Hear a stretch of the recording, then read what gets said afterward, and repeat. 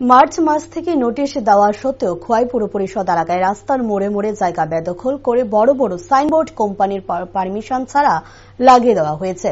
কোম্পানিকে জিজ্ঞেস করলে বা ফোন করলে বলে যে এটা আমাদের সাইনবোর্ড নয়। তাই পুর পরিষদ ডেপুটি এক্সিকিউটিভ অফিসার হেমন্ত ধর পুর পরিষদের দলবল নিয়ে রাস্তার মোড়ে যত সাইনবোর্ড বা কোম্পানির হোর্ডিং লাগানো আছে সব দখলমুক্ত করে এলাকা পরিষ্কার করে গাড়ি করে নিয়ে যায় পুর পরিষদের অফিসে। অফিসার কি বলছেন শুনুন।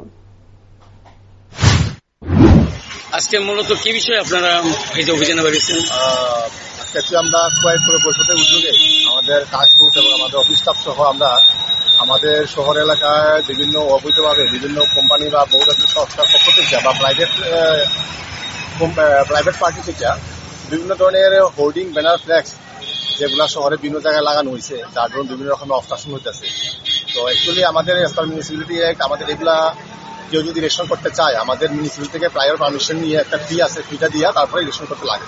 কিন্তু দেখা গেছে যে আমরা ওদের সঙ্গে বারবার আবার টেলিফোনিক যোগাযোগ করার পরেও ওনারা আমাদের সঙ্গে যোগাযোগ করছেন না, প্লাস অনেকে ওনারা ওইটা ওদের বলে অস্বীকার করছেন।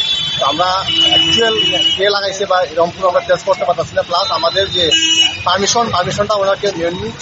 তো আমরা আজকে বাধ্য হয়েছি যে আমাদের এই যতগুলা ইলিগেল এরকম রিজেক্ট করা হয়েছে আমাদের হোর্ডিংগুলো ব্যানারগুলো এগুলো আমরা রিমুভ করতে বাধ্য হয়েছি।